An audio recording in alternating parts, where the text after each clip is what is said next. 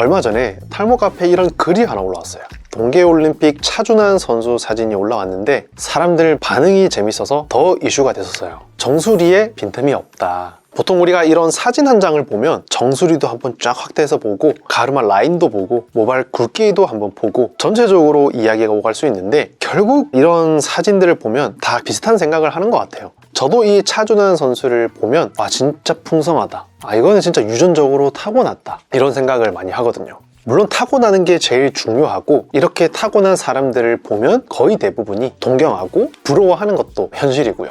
풍성함과는 달리 탈모는 만인의 공포의 대상이면서 다들 어떻게든 막고 싶어하고 늦추고 싶어하죠.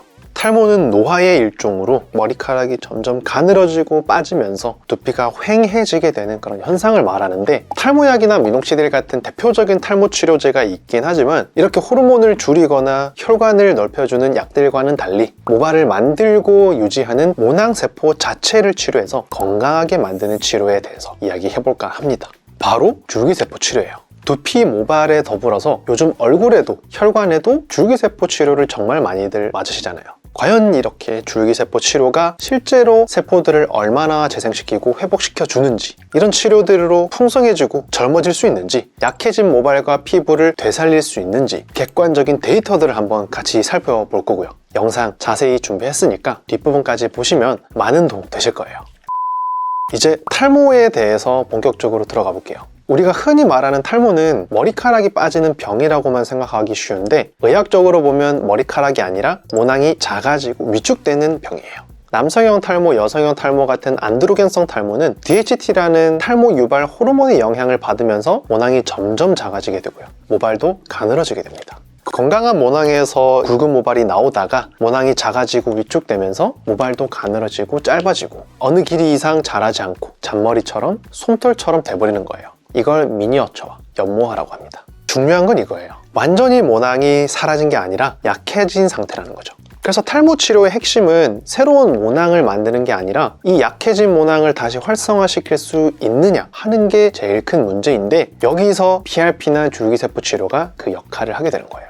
그러면 PRP나 줄기세포 같은 이런 치료들은 도대체 어떤 방식으로 모낭을 돕는 걸까요? 먼저 PRP부터 보면요, PRP는 플레이틀릿 리치 플라즈마라고 해서 혈소판이 많이 농축된 혈장층을 뜻합니다. 우리 팔에서 체혈을 하고요, 원심분리를 돌려서 혈액의 층을 나누고 혈소판이 많은 층을 엑기스를 빼냅니다. 이걸 탈모가 심한 두피 부위에 주사하는 거예요. 보통 혈소판은 우리가 상처가 났을 때 피를 멈추게 하는 세포라고 알려져 있잖아요. 그런데 이 혈소판 안에는 조직 재생과 관련된 여러 성장인자들이 굉장히 많이 농축되어 있어요. 대표적으로 PDGF, VEGF, TGF-베타, IGF 이런 물질들이 있습니다. 각자가 맡은 세포들을 재생시키기 위해서 하는 역할들이 서로 다른데, 이런 성장인자들이 세포 증식을 촉진하고 신생 혈관 합성을 유도하고요, 조직 재생 반응을 활성화하는 역할을 하게 되는 거예요. 이 과정에서 보면 실제로 모낭 주변의 미세 혈관 형성이 증가하고요, 모낭 세포가 조금 더 활성화되고 모발의 휴지기를 줄이게 되고 성장기를 늘려서 건강하게 유지하는 데 도움을 준다. 그래서 PRP 치료는 두피 조직, 모낭 세포 주변에 이 농축된 성장인자들을 주입해서 모낭 주변 조직에 재생 신호를 보내주는 치료다 라고 이해하시면 됩니다. 그러니까 세포 주변 인프라를 바꿔주고 세포의 재생을 촉진해서 모낭 세포 자체를 치료하는 거예요. 이제 이런 치료들이 탈모에 어떤 효과가 있는지, 진짜 효과가 있는지 객관적인 데이터를 같이 한번 볼게요. 먼저 PRP 치료의 효과 데이터들을 보면 가장 많이 인용되는 게 이 연구 논문입니다. 같은 환자의 두피를 반으로 나눠서요, 한쪽에는 PRP를 주사하고 반대쪽에는 생리식염수, 즉 위약을 주사한 뒤에 모발 변화를 비교했어요. 같은 사람의 두피에서 PRP와 플라시보를 직접 비교한 연구인 거죠. PRP는 총 3회 주사했고요, 12주 뒤에 모발 밀도를 측정했어요. 결과를 보면 PRP를 맞은 쪽에서는 모발 밀도가 약 30% 증가했고, 생리식염수를 맞은 반대쪽에서는 의미 있는 변화가 거의 나타나지 않았다. 그리고 이 차이는 통계적으로 유의미한 결과였다. 다음 논문도 같이 한번 보시면 이 연구에서는요, PRP를 두 가지 방식으로 만들었어요. 하나는 비활성 PRP, 하나는 활성 PRP. 그리고 탈모가 있는 부위에 총 3회에 걸쳐서 주사를 하고 똑같이 12주 후에 모발 밀도를 측정했어요. 결과가 꽤 흥미로웠는데, 비활성 PRP를 맞은 쪽은 모발 밀도가 약 30% 증가했어요. 반면에 활성 PRP를 맞은 쪽에서는 약 19% 정도 증가했어요. 같은 PRP인데 활성화 방식 차이만으로도 이 정도 차이가 났다는 거죠. 물론 두 가지 방법 모두에서 통계적으로 유의미한 데이터를 보이긴 했다. 이 정도 모발 밀도 개선이라면 충분히 의미 있는 변화를 보이고 우리가 체감할 수 있는 변화를 나타내기도 해요. 자, 그런데 이 12주 후에 또 5개월이 더 지나서 다시 한번 측정을 했을 때는 비활성 PRP를 맞은 부위에서만 모발 밀도가 28% 계속 증가된 상태를 유지하고 있었어요. 이 말은 PRP의 치료 효과가 치료를 마친 후에도 최소 몇 달은 온전히 유지될 수 있다는 걸 확인할 수 있어요. 모든 사람이 모든 경우에 다 그렇지 않을 수도 있겠지만요. 어쨌든 흥미로운 점은 활성 PRP보다 비활성 PRP가 더 좋은 결과를 보였다는 점인데, 여기서 또 하나 궁금해지죠. 활성 PRP와 비활성 PRP는 뭐가 어떻게 다르길래 이런 결과를 나타내는 걸까? 핵심적인 차이는 혈소판을 언제 어떻게 활성화시키느냐에 있어요. PRP 안에는 혈소판이 많이 들어있고 이 혈소판 안에는 여러 가지 성장인자가 있다고 알려드렸잖아요. 이 성장인자들이 모낭세포를 자극하고 모발 성장을 돕는 역할을 하는데, 이런 성장인자는 혈소판이 활성화될 때 방출됩니다. 그래서 일부 연구에서는 PRP에 칼슘이나 트롬빈 같은 물질을 첨가해서 혈소판을 인위적으로 활성화시켜서 우리 모발에 주입하는 거죠. 이렇게 만든 PRP를 활성 PRP라고 부르고요. 반대로 비활성 PRP는 혈소판을 인위적으로 첨가를 하지 않고 PRP 나온 그대로 두피에 주입하는 방식인 거예요. 그래서 저희 병원에서도 비활성 PRP 그대로 주입하는 방법으로 치료하고 있는 겁니다. 어쨌든 그렇다면 왜 비활성 PRP가 더 효과가 좋고 그 효과가 더 오래 유지될까요? 일부 연구자들은 활성 PRP는 성장인자가 한 번에 빠르게 방출되고 비활성 PRP는 조직 안에서 서서히 작용할 수 있다는 점이 결과 차이에 영향을 줬을 가능성이 높다고 이야기하고 있어요. 물론 이 부분은 아직 연구마다 결과가 조금씩은 달라서 어떤 방식이 절대적으로 더 좋다라고 단정 짓기는 어렵습니다. 데이터 신뢰도로 봤을 때 비활성 PRP가 아직은 더 우수하다 정도로 이해하시면 되세요. PRP 사회 치료 후에 모발 굵기가 약 12% 증가했다. 6개월 되는 시점에서는 약 15% 가까이 증가했다. 즉 모발 숱만 늘어나는 게 아니라 가늘어졌던 모발 굵기도 더 굵어진다는 의미고요. 정말 PRP는 신뢰도 높은 이런 연구들도 많고 임상 연구 수 자체가 굉장히 많기 때문에 여성 대상이든 남성 대상이든 PRP를 맞은 부위에서는 모발 밀도와 굵기가 모두 통계적으로 유의했다라고 결론을 내릴 수 있는 거예요. 이 수많은 연구 논문들 중에서도 근거 레벨, 신뢰도가 높은 논문들을 종합한 리뷰 논문이 있는데, 이 리뷰 논문의 결과도 보면 PRP가 탈모에 긍정적인 효과를 보였다 결론을 내고 있습니다. 안정성 면에서도 중대한 부작용은 거의 보고되지 않았고 내 혈액에서 뽑은 농축된 인자를 그대로 주입하게 되니까 부작용은 있을 수가 없겠죠. 있다고 해도 일시적인 통증, 얼얼함, 가벼운 두통 정도가 대부분이었다. 그리고 한 가지 또 참고할 부분이 있는데, 연구들을 자세히 보면 이런 개선 효과가 보고된 경우는 대부분 PRP를 3회 이상 시행했을 때예요. 그러니까 지금까지 연구된 바로는 PRP는 한 번 맞고 끝나는 치료라기보다는 PRP 치료를 여러 번 누적해서 진행했을 때 효과를 기대해 볼 수 있다고 이해하는 게 좋습니다. 물론 한 번만 맞아도 좋아질 수는 있겠지만 근거에 기반한다면 이런 결론을 내야 한다라는 거죠. 반면에 그보다 조직 재생 능력이 조금 더 강한 세포를 이용하면 어떨까 해서 연구된 게 바로 줄기세포 치료예요. 줄기세포라고 하면 조직을 재생시키는 세포다라는 이미지가 강한데, 차이점은 PRP는 혈소판 안에 들어있는 고농축 성장인자를 한 번에 공급하는 치료에 가깝고요. 줄기세포 치료는 주입한 줄기세포 자체가 여러 신호물질을 계속 분비하면서 주변 조직 환경에 영향을 주는 방식으로 설명되는 거예요. 그래서 탈모에서도 줄기세포를 이용하면 모낭을 다시 살릴 수 있는 거 아닐까, 이런 아이디어로 연구들이 진행돼 왔어요. 실제 탈모 연구 분야에서도 줄기세포와 관련된 다양한 연구들이 계속 나오고 있거든요. 자, 그렇다면 줄기세포를 이용한 탈모 치료 연구 결과는 어땠을까요? 대표적으로 많이 인용되는 연구 중 하나가 지방 유래 줄기세포 성분을 이용한 탈모 치료 연구예요. 지방이 많은 복부에서 지방세포를 추출하고 여기서 줄기세포를 분리해내는 겁니다.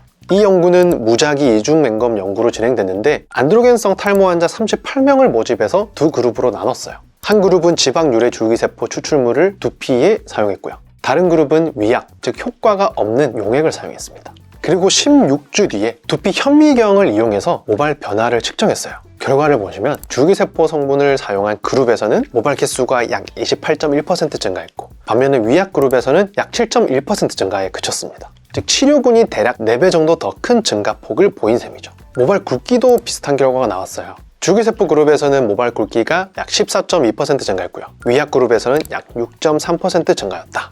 결과를 보면 위약그룹에서도 모발이 약간 증가했는데 모발 성장 주기나 두피 자극 같은 영향 때문에 탈모 연구에선 이런 변화가 종종 나타나죠. 주사나 MTS 시술으로 생긴 이 미세한 상처가 회복되는 과정에서 나오는 자연 성장인자들이 작용했을 가능성도 있고요. 어쨌든 이 연구만 보면 줄기세포에서 유래한 물질들이 모낭 주변 환경에 영향을 주면서 모발 성장에 도움을 준다는 결과로 해석할 수 있습니다. 그래서 탈모 연구에서는 지방류래 줄기세포가 분비하는 성장인자들이 혈관 형성을 증가시키고 모낭세포 증식을 촉진하고 모발 성장기를 유지할 수 있다. 이렇게 보면 줄기세포 기반 치료도 꽤 의미 있는 결과들이 있는 것처럼 보이죠. 자, 줄기세포 하면 또 다른 개념의 치료가 하나 더 있는데 이 연구에서는 환자 본인의 두피에서 아주 작은 모낭 조직을 채취한 다음 그 안에 있는 모낭 줄기세포가 포함된 마이크로그라프트를 만들어서 탈모 부위 두피에 주입하는 형식의 치료예요. 즉 다른 곳에서 줄기세포를 가져오는 방식이 아니라 모낭 옆에 붙어있는 줄기세포들을 이용한 치료라고 볼 수 있죠. 연구 결과를 보면요, 치료 후 약 23주 지난 시점에서 모발 밀도가 평균 약 29% 정도 증가한 것으로 보고됐고, 또 모발 굵기도 통계적으로 유의하게 증가한 것으로 보고됐는데, 이 연구도 역시 모낭이 완전히 새로 만들어졌다기보다는 줄기세포가 포함된 조직을 주입하면서 모낭 주변 환경이 변화하고 그 결과 약해져 있던 모낭이 다시 활성화되는 과정으로 설명되고 있어요. 그리고 중요한 점은 이 치료와 관련된 연구는 제가 아는 몇 가지 논문이 모두 관련 회사의 스폰으로 진행된 연구라서 연구 결과의 신뢰도가 많이 떨어진다는 거, 굉장히 큰 단점이에요. 그래서 객관성에 대한 입증이 덜 됐다라고 생각해서 저희 병원에서는 이 치료를 시행하지 않고 있습니다. 또 어떤 경우에는 줄기세포 자체가 아니라 줄기세포가 분비한 물질만 모아서 사용하는 줄기세포 배양액 같은 방식도 있습니다. 이렇게 보면 우리가 흔히 듣는 줄기세포 탈모 치료라는 말 안에 이렇게 여러 다른 개념의 치료들이 포함되는 것이구나 라고 이해하면 되는 거예요. 자, 논문들을 자세히 보면 공통적으로 이야기하는 한계들이 있는데요. 먼저 연구 규모가 크지 않다는 거예요. 대부분의 이 연구들이요, 환자 수가 10명에서 40명 정도 되는 수준이에요. 아무래도 개인 클리닉 수준에서 진행된 연구들이 많아서 그렇긴 하겠죠. 그래서 결과가 좀 흥미롭긴 하지만 아주 강한 근거라고 보기에는 조금 어려운 측면도 있는 경우가 있고요. 또 하나는 치료 방법이 연구마다 조금씩은 다르다는 점이에요. 어떤 연구는 지방유래 줄기세포를 사용하기도 하고, 어떤 연구는 줄기세포 배양액을 사용하기도 하고, 또 마이크로그래프트를 사용하기도 하죠. 이렇게 치료 방식이 연구마다 다르기 때문에 연구 결과들을 완전히 같은 치료로 묶어서 해석하기는 조금 어려워요. 장기 데이터가 아직 충분하지 않다는 것도 굉장히 큰 단점이고요. 대부분 연구들이 추적 기간이 대략 3개월에서 6개월 정도인데 반해서 치료 효과가 1년, 2년, 3년 이렇게 장기적으로 유지되는가에 대해서는 아직 충분한 데이터가 쌓여있다고 보기는 어렵다. 그래서 많은 논문들이 결론 부분에서 공통적으로 줄기세포 기반 치료는 잠재력은 있지만 아직은 더 많은 연구가 필요하다라고 정리하고 있어요. 그래서 결론을 내면요, PRP 치료는 신뢰도 높은 방식의 임상 논문 데이터들도 많고 단일화된 방법들이기 때문에 데이터의 신뢰도만 본다면 PRP가 가장 가성비가 좋은 주사 치료다 라고 말씀드리고 싶습니다. 줄기세포를 이용한 치료는 비용만 비싸고 아직 데이터의 객관화가 되지 않은 치료다 라고 보고 있어요. 여기까지 들으면 이런 생각이 들 수 있죠. PRP처럼 혈액만 채취해서 간단히 하는 치료가 있는데 굳이 줄기세포까지 할 필요가 있을까? 실제로 시술 과정만 보면 PRP가 훨씬 간편한 치료고 비용도 더 합리적입니다. PRP는 혈액에 있는 프레시한 성장인자, 신호물질을 농축해서 두피에 공급하는 치료. 반면에 줄기세포 치료는 세포 자체가 여러 신호물질을 분비하면서 주변 조직 환경에 영향을 주는 치료. 모낭이 신호를 보내고 영향을 주는 방식이 조금 다를 뿐 치료의 맥락은 같기 때문에 데이터의 객관성을 따라가는 게 맞다라고 말씀드리고 싶습니다. 탈모 이야기를 하기 전에 하나 짚고 넘어가면 좋을 게 있어요. PRP나 줄기세포라는 개념이 탈모에서 갑자기 등장한 기술은 아니라는 점이죠. 이미 피부과나 항노화 분야에서는 이 두 가지 치료가 꽤 오래전부터 연구돼 있고 실제 임상에도 쓰이고 있어요. 대표적인 예가 피부 재생, 주름 개선, 피부 탄력 개선 같은 항노화 치료예요. 먼저 PRP로 시술한 연구를 보면요, 피부 주름, 탄력, 피부결 같은 여러 지표에서 통계적으로 의미 있는 개선이 확인됐어요. 예를 들어서 한 연구에서는 PRP 치료 후에 피부 조직 검사를 했을 때 진피 콜라겐 밀도가 약 89% 증가한 결과가 나왔어요. 또 다른 연구에서는 PRP 시술을 하고 6개월 뒤에 추적 관찰을 했을 때 환자 만족도가 90% 이상으로 보고되기도 했고요. 그리고 지방 유래 줄기세포를 이용한 치료에서도 치료 후 진피 콜라겐 비율이 약 76%에서 84.7%로 증가하는 결과가 나왔습니다. PRP만큼 연구가 많진 않긴 하지만 피부 재생과 주름을 개선시키는데 PRP 줄기세포가 쓰이고 있고 긍정적인 데이터도 많이 쌓여 있다. 자, 오늘은 PRP와 줄기세포 치료라는 것에 대해서 좀 알아봤는데요. 실제로 이런 치료들이 피부에도 쓰이고 있고 혈관에도 쓰이고 있고 항노화 개념으로도 많이 쓰이고 있긴 하지만 그 중에 일부인 탈모 치료에 대해서 데이터 중점으로 자세히 같이 한번 알아봤어요. 피나스트리드나 두타스트리드, 미녹시딜 같은 대표적으로 꼭 해야 하는 탈모 치료들을 하고 있음에도 불구하고 효과가 미미하다거나 추가적인 치료를 해보고 싶다 하는 분들께 추천드리는 치료고요. 오늘 영상을 또 참고하셔서 이런 데이터가 있고 이런 개념의 치료구나 정확하게 이해해서 앞으로 탈모 치료 계획을 세울 때 도움이 되셨으면 좋겠습니다. 오늘 영상은 여기까지고요. 저는 다음 영상에서 또 좋은 영상으로 인사드릴게요. 감사합니다.